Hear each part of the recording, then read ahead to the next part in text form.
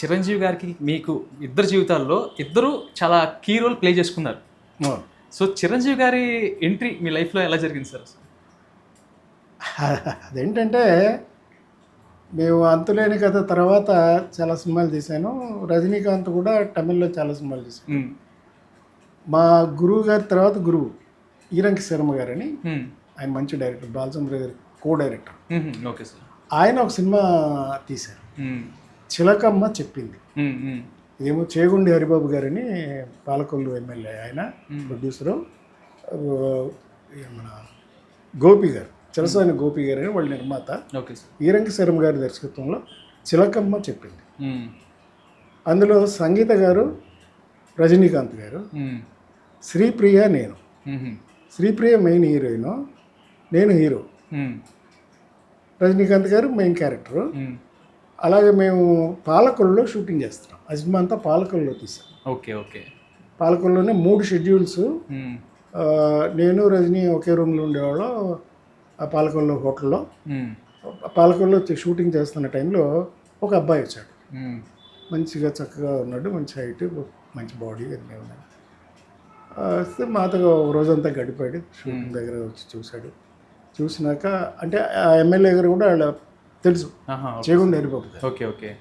So ఆయన దగ్గరికి వచ్చారు. ఆయన చిరంజీవి గారి దగ్గరికి వచ్చి, నాకు చేరాలి ఉన్నాయి, ఇప్పుడు రావాలనుందండి సినిమాలోకి.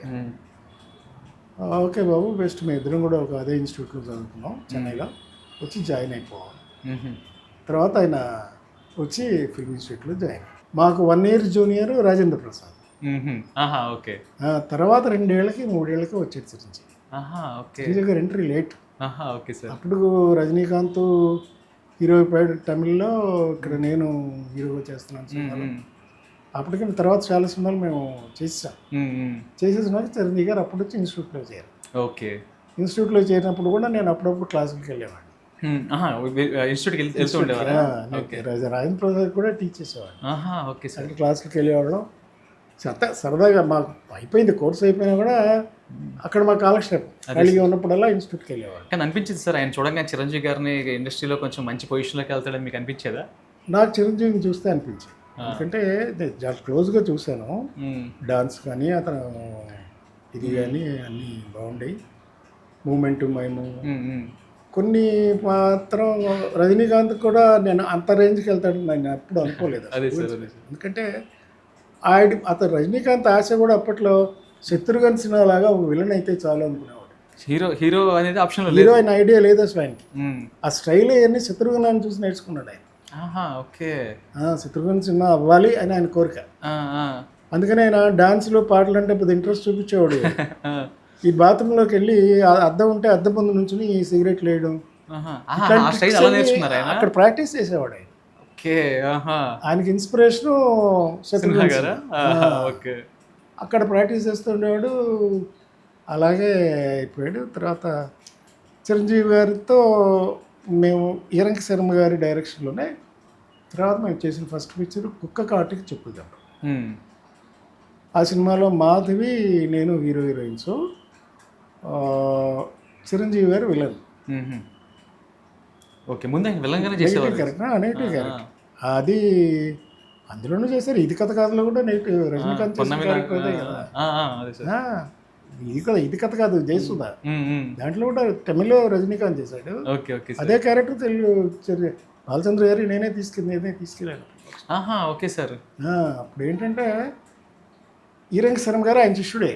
అప్పుడు ఈయన డైరెక్టర్ అయిపోయాడు. అదే ఫస్ట్ పిక్చర్ చిలకమ్మ చెప్పింది. ఆ కుక్క కాటి చెప్పు తప్ప నెక్స్ట్ పిక్చర్. ఆ ఈరంకి శర్మ గారికి 3 సినిమాల్లో నేనే హీరో. కుక్క కాటి చెప్పు దెబ్బలో ఏంటంటే నాది సాఫ్ట్ క్యారెక్టరు, నేను మాధవి. చిరంజీవి గారు రేపు చేసేస్తాడు అమ్మాయి, విలన్ ఆయన. తర్వాత ఎండ్లో చిరంజీవి క్యారెక్టర్ని చంపేస్తుంది అమ్మాయి మాధవి.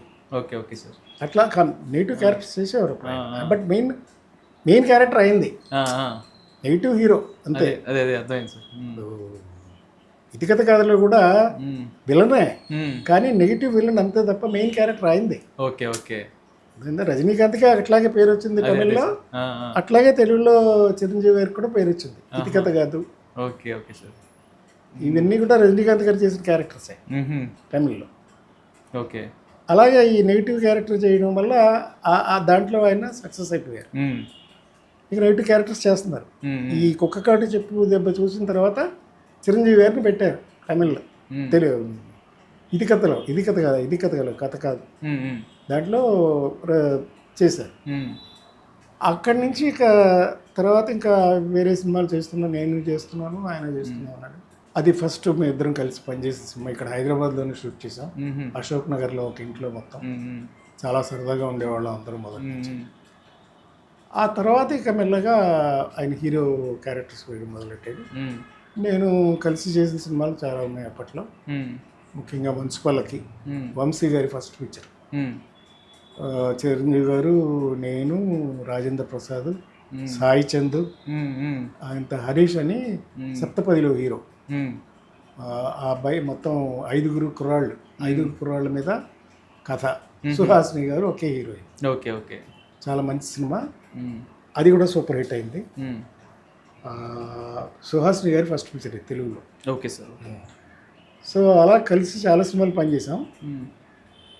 తర్వాత నేను సుబ్బారావు కోపం వచ్చింది అని నేను ఒక సినిమా చేశాను నా ఆధ్వర్యంలో. డూండేశ్వరరావు గారని, డూండి గారని, ఆయన కృష్ణ గారిని పైకి తీసుకొచ్చిన ఒక నిర్మాత. డూండి గారు అంటారు. ఎక్కువ మూవీస్ కూడా ఎక్కువ సినిమాలు ఆయన తీశారు. Okay sir. ఆయన గురువులాగా కృష్ణ గారికి అసలు గూఢచారి 116 తీసి ఆయన మాస్ హీరోని చేసింది డూండి గారు. Okay sir. ఆ మూవీ కూడా ఆయన ప్రొడ్యూస్ చేశారు. అదే ఫస్ట్ మాస్ పిక్చర్. అదే సార్. అంతకుముందు అంత మాస్ హీరో కాదు ఆయన. చేశారు కానీ 2-3 సినిమాలు అప్పటికే అయిపోయినాయి. మంచి ఫస్ట్ పిక్చరే మంచి హిట్. తేనె మనసులోనే, అది మా నవయుగ డిస్ట్రిబ్యూషనే. Okay sir. అందులో అందరు కొత్త వాళ్ళు. కృష్ణ గారి ఫస్ట్ పిక్చర్. ఓకే. తర్వాత ఈ 116 చేసిన తర్వాత ఆయన మాస్ హీరో అయిపోయాడు. చిరంజీవి గారు కూడా అవుతూ ఉండగా, తర్వాత నేను ఆ సుబ్బారావు కోపం వచ్చింది అనే సినిమా, ఇప్పుడు కీర్తి సురేష్ ఉందే, వాళ్ళ అమ్మ మేనక దాంట్లో హీరోయిన్. Okay sir. ఇది మొన్న చెప్పారు ఒక ఇంటర్వ్యూలో, కీర్తి సురేష్ గారి దగ్గర కూడా మ్యాటర్ వచ్చింది. కీర్తి సురేష్ గారి ఆ సినిమా ప్రొడక్షన్ కూడా నేనే చేశాను. Okay sir. ఓకే. నేను బెజవాడలో తీసాము. సుబ్బారావు కోపం వచ్చింది. Okay sir. అయితే కీర్తి సురేష్ వాళ్ళ అమ్మ మేనక నేను యాక్ట్ చేసాం. అప్పుడు ఇంకా పెళ్ళి కూడా కాలేదు అమ్మాయికి. అమ్మాయి ఫస్ట్ పిక్చర్. ఆ అమ్మాయి పున్నమనాగలో కూడా చిన్న వేషం వేసింది, బట్ హీరోయిన్గా చేసింది నా పక్కనే. ఒకే సినిమా చేసింది. Okay sir. ఓకే. తెలుగులో సుబ్బారావు కోపం వచ్చింది. అది ధవళ సత్యం గారు డైరెక్టర్. ఆ సినిమా హీరోగా చేసిన ఆఖరి సినిమా. Okay sir. మీరు దాదాపు 50 ఫిల్మ్స్ చేసి ఉంటారు కదా సార్? 50 పైన చేశాను హీరోగానే. 50 మంచి మంచి సినిమాలు చేశాను. ముత్యాలపల్లికి, మున్సిపల్కి. సార్ ఇంకొక పాట ఉంటుంది సార్ జయసుధ గారితో మీది, పెద్ద హిట్ ఆ సాంగ్. ఇప్పటికి ఎవరు మరి సార్? నాకు దానిలో కొన్ని ఏమన్నా కట్స్ కనపడతాయి మీలో. మీరు ఆయనకి పెద్ద ఫ్యానా సార్? బాగా, చాలా పెద్ద ఫ్యాన్ కదా ఆయన. చాలా చిన్నప్పటి నుంచి. ఎందుకంటే ఆయన పోస్టర్లు చూస్తూ పెరిగాను. అదే సార్. మా ఇంట్లోనే డిస్ట్రిబ్యూషన్ ఆఫీస్ కదా, అన్ని పోస్టర్స్ ఉండేవి చుట్టూ, అవి చూస్తూ పెరిగాను. Okay okay. సో అందుకే మేము డిస్ట్రిబ్యూటర్లు కనుక ఆ సినిమాలన్నీ ఒక్కొక్కటి 100 సార్లు చూడటం ఇలాగ జీర్ణించుకుపోయింది. ఓకే. ఆ తర్వాత నేను ప్రొడ్యూసర్ అవుదామని డిసైడ్ అయిన తర్వాత ఈ సుబ్బారావు కోపం వచ్చింది, అనుకున్నంత విజయం సాధించడం. ఓకే. దాంతో మీరు ఆపేసా అని చెప్పారు. మీ last movie hero? Last movie హీరోగా. అది బాగానే ఉంది సినిమా, మంచి సినిమా, కానీ అనుకున్నంత పెద్ద హిట్ కాల. ఓకే. సరే ఎందుకు ప్రొడ్యూసర్గా మారదాము అని డిసైడ్ చేసుకున్న తర్వాత నేను ఫస్ట్ వెళ్ళి అడిగింది చిరంజీవి. నేను సినిమా తీద్దాం అనుకుంటున్నాను. ఎప్పటి నుంచి తీద్దాం అనుకుంటున్నాను అంటే అప్పటికే చిరంజీవి గారు చాలా బిజీ అయిపోయారు. అప్పటికే ఆయన ఇదే సంవత్సరం సార్? 86 దేవాంతకుడు కదా. 86 ఎప్పటికి మూడు, ఇది 82. Okay okay. దేవాంతకుడు 82. అప్పటికి ఖైదీ రాదు కదా సార్? దేవాంతకుడు తర్వాత ఖైదీ వచ్చింది 83లో. దేవాంతకుడు ముందు. Okay sir. దేవాంతకుడు తీసే టైంకి ఇంకా ఖైదీ రాలా, రిలీజ్ అవ్వాలా. అప్పుడు మున్సిపల్కి అన్ని మామూలుగా ఇక్కడ సంజీవ్ రెడ్డి నగర్లోనూ అక్కడ గోడల మీద కూర్చొని చేసేవాళ్ళు. జనం చూసేవాళ్ళు లేదు, ఉన్న అలా చూసి వెళ్ళిపోయేవారు అంతే. జనం మోగడం ఏం లేవు. ఫస్ట్ షెడ్యూల్ నేను దేవాంతకుడు. సరే చిరంజీవి డేట్లు ఇచ్చేసాడు, సినిమా స్టార్ట్ చేసాం. ఎస్ఎస్ చంద్రశేఖర్ గారి డైరెక్టర్, అంటే విజయ్ వాళ్ళ ఫాదర్, తమిళ హీరో ఉన్నాడు విజయ్, వాళ్ళ నాన్నగారు ఎస్ఎస్ చంద్రశేఖర్. అప్పటికే నేను ఆయన దగ్గర నేను చిరంజీవి కలిసి పనిచేశాను. చట్టానికి కళ్ళు అని okay okay super hit cinema. Chiranjeevi గారికి అసలు మాస్ హిట్లు పడింది చట్టానికి కళ్ళు ఫస్ట్. Okay okay. దాంట్లో నా పాట కూడా ఉంటుంది చాలా. చట్టానికి కళ్ళు లేవు తమ్ముడు, న్యాయానికి ఇల్లు లేదు ఎప్పుడు అని. సూపర్ క్యారెక్టర్ నాది కూడా. అది మళ్ళీ తెలుగులో వచ్చిన తర్వాత మళ్ళీ హిందీలో తీస్తుంటే ఆ ప్రొడ్యూసర్ వెళ్ళి చిరంజీవి గారి క్యారెక్టర్ చేయమని అమితాబ్ బచ్చన్ గారి దగ్గరికి వెళ్ళారు. ఆయన సినిమా చూసి నేను ఈ క్యారెక్టర్ చేయను, నారాయణరావు క్యారెక్టర్ చేస్తాను. ఓకే. అప్పుడు రజనీకాంత్ ఇంట్రడ్యూస్ చేసి ఆ క్యారెక్టర్లో ఓకే సార్ చిరంజీవి గారి క్యారెక్టర్ రజనీకాంత్ చేసి నా క్యారెక్టర్ అమితాబ్ బచ్చన్ గారు చేశారు. అంతా కానూన్ హిందీలో కూడా సూపర్ హిట్. Okay sir. ఇలా నేను చిరంజీవి గారు చేసిన ఆల్మోస్ట్ అన్ని సూపర్ హిట్ సినిమాలు. అదే మీ బాండ్ చాలా చాలా అట్లా ఎక్కువ రోజులు కలిసి ఉండడం. పైగా అసలు మేము రేయి పోవాలి కలిసే ఉండేవాళ్ళం. జిమ్కి వెళ్ళినా ఆయన పొద్దున్న లేస్తే జిమ్కి వెళ్తే పొద్దున్న నన్ను వచ్చి పికప్ చేసుకెళ్ళేవారు. ఇద్దరిని జిమ్కి వెళ్ళేవాళ్ళం. అది చెన్నైలో ఉన్నప్పుడు చోళా హోటల్లో అక్కడ ఒకటే మంచి జిమ్ ఉండేది, అది స్టార్ హోటల్. ఆ జిమ్లో రెగ్యులర్గా జిమ్కి వెళ్ళేవాళ్ళం. ఆల్మోస్ట్ 10 గంటలు 12 గంటలు కలిసే ఉండేవాళ్ళం. అంత టైము కలిసి స్పెండ్ చేసేవాళ్ళం. అట్లాగే కాకుండా తర్వాత ఈ దేవాంతకుడితో ప్రొడ్యూసర్ని అయిపోయాను. అది సూపర్ హిట్ అయింది. ఎంత అయిందంటే దేవాంతకుడు ఫస్ట్ షెడ్యూల్ చేసామండి ముందు. అప్పుడే పెద్ద పట్టించుకునేది కదా జనం. సెకండ్ షెడ్యూల్కి వచ్చినాక సంజీవ్ రెడ్డి నగర్లో షూట్ చేద్దామని అక్కడ వెళ్తే కళ్యాణ మండపంలో విపరీతమైన జనం, షూటింగ్ అని ఇచ్చేవారు కాదు. చివరికి అది ఎలా ఉండేదంటే రాత్రి ఎవరో తెలియకుండా పంజాగుట్ట శ్మశానంలో ఫైట్ పెట్టాం. శ్మశానంలో ఫైట్ ఉంటుంది, అది శ్మశానంలో చేద్దామని అక్కడ శ్మశానంలో చేస్తున్నాం. అక్కడ కూడా జనం వచ్చేసారు. అంత పాపులారిటీ ఎప్పుడు వచ్చిందంటే విత్ ఖైదీ. ఓకే. అప్పటికి దేవాంతుడు షూటింగ్లో ఉన్నప్పుడు ఖైదీ రిలీజ్ అయ్యింది. Okay sir. ఓకే. అప్పటికి ఇక కంట్రోల్ చేయలేకపోయాం, కర్ర పుట్టుకొచ్చి కొట్టాల్సి వచ్చింది. తోలదండి జనాన్ని, అంత పడిచేసారు జనం. Okay okay. ఆ ఖైదీ రిలీజ్ అయ్యేటప్పటికి ఇంకా అప్పుడు స్లాబ్ సిస్టమ్ రాలేదు. అంటే సినిమా కలెక్షన్ ఎంత వస్తే అంతలో షేర్ టైంలో ఉండేది. అప్పుడు సిస్టమ్ లేదు, ఈ ట్యాక్స్ సిస్టమ్ లేదు. మా దేవాంతకుడు రిలీజ్ అయినాక తర్వాత ఇంకో సినిమా 2 సినిమాలు చేశాడు ఆయన. దేవాంతుడు రిలీజ్ ముందు స్లాబ్ సిస్టమ్ వచ్చింది. ఓకే. వచ్చేసరికి దేవాంతుడు రిలీజ్ అయింది, సక్సెస్ అయింది. కలెక్షన్లు ఖైదీకి వచ్చిందానికి డబుల్ వచ్చినాయి. ఓకే. ఇది 100 డేస్ పిక్చరే. దేవాంతుడు 100 డేస్ పిక్చరే. సంజయ్ థియేటర్లో 100 డేస్ చేశాను. అంత కలెక్ట్ చేస్తే ఒక చిరంజీవి సినిమా అని తెలిసిన first picture Devanthudu. Okay sir. Okay. ఎక్కడికో వెళ్ళిపోయాడు. చిరంజీవి గారు ఎలా ఫీల్ అయ్యారు సార్ అంత ఖైదీతో అంత ఒకేసారి అంత క్రౌడ్ రావడం? ఫైనల్ అసలు జనం ఓ చేసేవారు. ఇక అక్కడి నుంచి మెడ్రాస్ వెళ్ళినా మెడ్రాస్ ఇంటికి కూడా వెళ్ళి ఇప్పుడు మొదలెట్టింది. అంతకుముందు రామారావు గారి ఇంటికి వెళ్ళేవారు జనం. మెడ్రాస్ వచ్చినా తిరుపతి వెళ్ళి దర్శనం చేసుకుని ఎన్టీ రామారావు గారి దర్శనం చేసుకుని వచ్చేసేవాళ్ళు. అందుకని అంత వేరే జనం రావడం అనేది లేదు. అది మళ్ళీ చిరంజీవితో స్టార్ట్ అయ్యింది. Okay okay. జనం విపరీతంగా రావడం. దేవాంత్ కూడా 100 డేస్ ఫంక్షన్ చేసాము. తర్వాత 86లో యముడికి మొగుడు తీసాం. నేను సుధాకర్ హరిప్రసాద్ కలిసి. అది ఇక రికార్డ్స్ అంటే రికార్డ్స్ అప్పట్లో చిత కొట్టేసింది. 100 డేస్ ఫంక్షన్ చిరంజీవి పుట్టినరోజు ఆగస్టు 22వ తారీఖున మెడ్రాస్ మెరీనా బీచ్లో స్టేజ్ కట్టాం. అక్కడ చేసాం 1 ఫంక్షన్. ఇసుక కనపడేది కాదు జనం, అంతమంది జనం మెడ్రాస్కి ఎగబడి వచ్చేసారు. చాలా గొప్పగా జరిగింది 100 డేస్ ఫంక్షన్. అలా మా బంధం కంటిన్యూ అయింది. ఆ తర్వాత కూడా నేను ఒక చిరంజీవి గారితో ఉండటమే కాదు, నేను లేనప్పుడు కూడా ఆయన కథల్లో కూర్చోవడం, ఆ కథలు డిస్కస్ చేయడం. సత్యానంద్ గారు నేను కలిసి కూర్చుని చాలా కథలు తయారు చేశాను. ఇప్పుడు అదే అడగబోతున్నాను. పసివాడు ప్రయాణం సినిమాకి మీరు అది చిరంజీవి గారు చేయడానికి చాలా కీ రోల్ ప్లే చేశారు. అది one of the industry hit ఆయన కెరియర్లో, చాలా ఇంపార్టెంట్ సినిమా కూడా. అసలు ఫస్ట్ డిస్కో డాన్స్ పెట్టింది అందులోనే. డిస్కో అనే సాంగ్ వచ్చింది ఫస్ట్ అదే. దానికి చాలా కథ ఉంది. అది ఒక మలయాళం సినిమా, ఫాజిల్ అని ఆయన డైరెక్ట్ చేసిన సినిమా, మలయాళంలో తీశారు.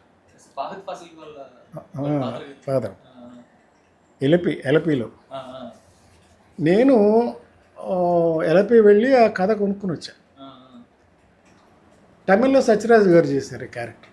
Okay okay. తమిళ్ వర్షన్ వచ్చింది, పూళ్ళి వాసులెళ్ళి అని తమిళ్లో వచ్చింది. నేను వెళ్ళి ఈ కథ కొనుక్కుని తెచ్చుకున్నాను, ₹1,00,000 ఆ రోజుల్లోనే. కొనుక్కుంటే చిరంజీవి గారితో తీద్దామని. ఈ లోపు ఏం చేశాడు, మా ఫ్రెండ్ ఒకతను హరిప్రసాద్ అని, వాడు ఆ తమిళ్ డబ్బింగ్ రైట్స్ కొన్నాడు. కొని వాడు తెలుగులో మొదలెట్టేసాడు తీయడం. కోదండరామరెడ్డి గారి డైరెక్షను, కృష్ణరాజు గారిని పెట్టి తీద్దామని కృష్ణరాజు గారితో షూటింగ్ మొదలు పెట్టారు. పెట్టేశారు సార్? షూటింగ్ మొదలు పెట్టారు. ఓకే. నాకు తెలిసింది. నేను వెంటనే అరవింద్ గారికి ఫోన్ చేశాను. అప్పటికి నేను చిరంజీవి పనులు అన్నీ చూస్తూ ఉండేవాడు, ప్రొడక్షను అన్నీ, కథలు అన్నీ కూడా. అప్పుడు చిరంజీవి గారు చక్రవర్తి షూటింగ్ అని బాంబేలో ఉన్నారు. వెళ్తే పసివాడి ప్రాణం కొనుక్కొచ్చాం కదా, షూటింగ్ మొదలు పెట్టేశారు, కృష్ణరాజు గారితో తీస్తున్నారు. అరవింద్ గారు అన్నారు, సరేలే నారాయణరావు తీసుకొనిలే, కృష్ణరాజు గారు కదా. నేను ఒప్పుకోలేదు. లేదు సార్, ఈ క్యారెక్టర్ డెఫినెట్గా చిరంజీవే చెయ్యాలి. నో డౌట్ కృష్ణరాజు గారి అంటే నాకు గౌరవం ఉంది, అది కాదు, బట్ ఈ క్యారెక్టర్ మాత్రం నేను తీయాలి, చేయాల్సిందే. ఏం చేద్దామంటావయ్యా అన్నాడు. చిరంజీవి గారికి చూపించాను సినిమా నేను అప్పటికి. ఆయన కూడా కొంచెం చూసి బాగానే ఉంది, కానీ ఇప్పుడున్న స్వింగ్కి నా పాటలు, డ్యాన్స్, ఒరిజినల్ పాటలు ఉండవు, సాంగ్స్ లేవు, ఫైట్స్ లేవు, సీరియస్గా ఉంటుంది సినిమా అంతా. సత్యరాజు గారికి అయినా అక్కర్లా, చేసేస్తాడు. ఏవు కదా ఇవన్నీ అంటే, నీకెందుకు మేం చేస్తాం, పాయింట్ అది, ఒక పసివాడి ప్రాణం కాపాడాలి. అప్పటికే పిల్లలకి చిరంజీవి గారు అంటే గొప్ప ఇమేజ్. అసలు ఎక్కడికైనా పిల్లలు చిరంజీవి చిరంజీవి అనే టైంకి వచ్చేసారు. అంటే సరే ఏం చేస్తావంటే, సరే ఏం చేస్తావు చేయను. సరే నేను వెంటనే ఫాజిల్ గారి దగ్గర మళ్ళీ ఫోన్ చేసి, ఆ పిల్లాడు పాప చేసింది సుజిత, సీరియల్ యాక్టర్, అడ్రస్ ఉందంటే ఇప్పుడే బయలుదేరుతుంది, మెడ్రాస్లో ఉంది, మెడ్రాస్ బయలుదేరుతుంది ట్రైన్లో. పొద్దున్నే వెళ్ళి అమ్మాయిని కిడ్నాప్ చేశాను. ట్రైన్ దగ్గర కిడ్నాప్ చేసేసి ఆ అమ్మాయిని తీసుకెళ్ళి ఆ అమ్మాయికి అడ్వాన్స్ ఇచ్చేసేసి 5,000 రెమ్యూనరేషను, ఆ అమ్మాయికి ₹1,000 అడ్వాన్స్ ఇచ్చేసేసి ఆ అమ్మాయిని బ్లాక్ చేశాను. ఓకే. తర్వాత వెంటనే రఘువరన్కి ఫోన్ చేశాను. రఘువరన్ నా ఫ్రెండ్, అంతకుముందు మేము ఆల్రెడీ ఒక సినిమా చేసాం, 3 సినిమాలు చేసాం. కానీ రఘువరన్ ఇట్లా ఆ సినిమా అడిగారు, కృష్ణరాజు గారితో చేస్తా అన్నాడు. చేయడానికి వీల్లేదు, నేను చేస్తున్నాను, చిరంజీవితో చేస్తున్నాను, నేనే వస్తా అన్నాడు. మళ్ళీ ఆయన వచ్చేసి పాప వచ్చేసింది, ఈయన వచ్చేసింది. ఆడు గెడ్డవాడు విలన్ ఉంటాడు, ఆ 3 మెయిన్ క్యారెక్టర్. సుమలత క్యారెక్టర్ కూడా ఒరిజినల్ లేదు, అది కూడా లేదు, అది మేము క్రియేట్ చేసాం. ఆయన సాంగ్స్ కావాలి, హీరోయిన్ కోసం హీరోయిన్ కావాలి. సరే ఏం చేసాం, వీళ్ళందరినీ బ్లాక్ చేశాను. బ్లాక్ చేసేసి కోదండరామరెడ్డి గారికి చిరంజీవి గారితో ఫోన్ చేయించి, ఏంటి రెడ్డి గారు, మా నారాయణరావు గొడవ చేస్తున్నాడు, మరి తను కొనుక్కొచ్చుకున్నావు అంట కదా రైట్స్ కొంటే, మీరు డబ్బింగ్ని మీరు రీమేక్ ఎట్లా చేస్తారు, న్యాయం కాదు కదా, కావాలంటే మీరు డబ్బింగ్ రిలీజ్ చేసుకోండి, మేము తీస్తాం, మేమే తీస్తాం అనేసరికి రెడ్డి గారు, అయ్యో నేను వచ్చేస్తాను, నేను ఎందుకు ఇక్కడ అన్నాడు. ఆయన డైరెక్టర్ వస్తాడు, ఇంకేం చేస్తారు, అలా ఆపేశారు, మేము తీస్తాం. అసలు ఈ ఐడియా ఎవరు సార్? హరిప్రసాద్ గారిదా? కృష్ణరాజ్ గారితో తీయాలి అని ముందు రైట్స్ లేకుండా మొదలు పెట్టింది తెలుగులో హరిప్రసాద్, మా ఫ్రెండే. తర్వాత ఆడు వచ్చి సారీ అన్న అంటే, ఆడు ఎవరో ఫ్రెండ్స్ వచ్చారు, ఆ ఫ్రెండ్స్తో తీద్దాం అనుకున్నాడు. అప్పుడు ఇంకా మేము ఎముడికి 3 తీయలేదు కదా, ఎముడికి 3 అంటే ఎందుకురా నువ్వు ఇవన్నీ చేసేది అంటే, ఆడి కూడా లెక్క ఏంటంటే కృష్ణరాజు గారు లాంటి వాళ్ళకి బాగుంటుందని. పాటలు లేవు అప్పుడు, కృష్ణరాజు గారు ఏజ్ అయిపోవచ్చింది కదా. దాంట్లో అప్పుడు మేము సుమలత క్యారెక్టర్ ఇంట్రడ్యూస్ చేయడం, సత్యానంద్ గారు మేము గుర్తు చేసింది. సుమలత క్యారెక్టర్ రావటం, డిస్కో సాంగ్ పెట్టడం, విజయశాంతిని హీరోయిన్గా పెట్టడం. ఆ కథగానే ఉంటుంది, సంగీతం మ్యూజిక్ ఇవన్నీ చేసేటప్పటికి అది సూపర్ డూపర్ హిట్ అయింది. అది అసలు పసివాడి ప్రాణం. One of the gifts sir, Chiranjeevi ఫ్యాన్స్కి అదొక గిఫ్ట్ అంతే ఆ సినిమా. దాని నెక్స్ట్ ఇమీడియట్గా వచ్చింది పసివాడి ప్రాణం. పసివాడి ప్రాణానికి ఇమీడియట్గా వచ్చింది ఎముడికి మూడు. దాని తర్వాత ఎముడికి మూడు 86.